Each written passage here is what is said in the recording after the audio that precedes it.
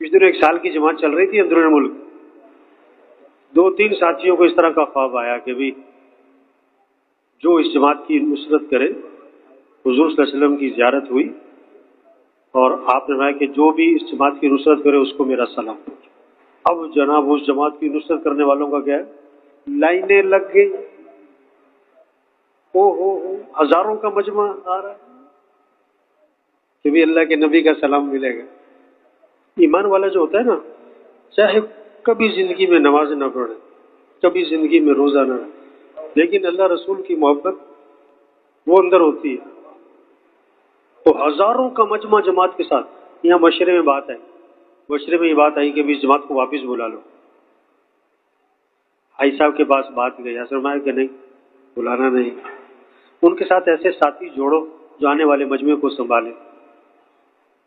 بعض علاقے میں جماعت جاتی ہے، 10 سال سے بارش نہیں ہو رہی تھی،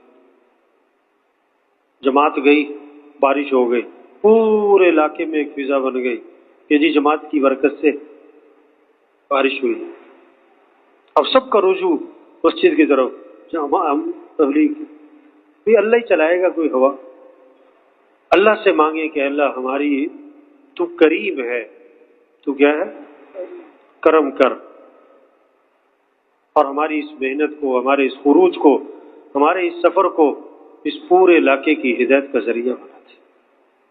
تو کرم کا معاملہ کیا مطلب، کلام کچھ نہیں ہے، ہماری اعمال، ہماری محنت سب ایسے ہی ٹوٹی پھوٹی سی، لیکن تو اپنے کرم سے ہماری اس ٹوٹی پھوٹی محنت کو کیا کر لے، قبول کر۔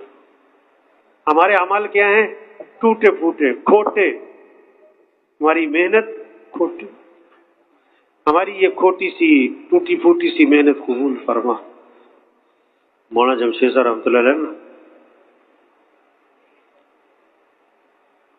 چلاس میں اجتماع تھا، چلاس، تو دعا کروا رہے تھے کہ اے اللہ یہ چلاس والے، یہ سیدھے سادے، یہ بھولے بھالے، یہ تیرے ہی حوالے، تیرے ہی، تو آپ سب کس کے حوالے بھائی، اللہ کے، اور اللہ بہترین کارساز ہے، بہترین مدد کرنے والا ہے۔ یہ جذبہ جو ہوگا نا، اللہ اس پر کام لے گا۔ پھر یہ جو اللہ کے ساتھ کیا ہے، اللہ ہے کچھ نہیں، نسبت تیری نسبت سے چل رہا ہے۔ پہلے ہماری کمی کوتاہی کو معاف کر، پہلے انسانوں کو اللہ کے لیے کیا مشکل ہے۔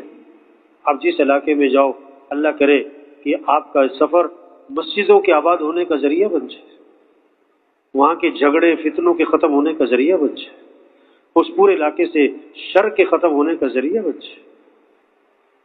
ایک صحابی نے عرض کیا، حضور مجھے نصیحت فرمائیں۔ آپ نے کیا فرمایا، نماز پڑھو تو یہ سمجھ کر کہ زندگی کی کون سی نماز ہے، ہر عمل میں یہ کیفیت لائیں، ہو سکتا ہے یہ عمل زندگی کا کیا ہو۔ اب دیکھو کتنوں کا یہ سفر کیا ہے، آخری ہے، دوبارہ سفر۔ اچھا اس طرح جماعت بنے جس طرح آپ کی جماعت بنی ہوئی ہے، اور پھر اسی طرح اکٹھی ہو کر اس رخ پر جائے، یہ دوبارہ کبھی ہوگا؟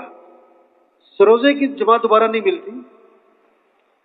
تو شوق سے جانا ہو، محبت سے جانا ہو، عمل کا اہتمام کرتے ہوئے، اپنی آنکھوں کی حفاظت۔ دیکھو کہنے کی باتیں نہیں ہیں، لیکن بعض سال 7واں کی جماعتوں میں ایسے واقعات ہو گئے بد نظری کی وجہ سے کہ اس جماعت کو ملک سے نکلنا پڑا۔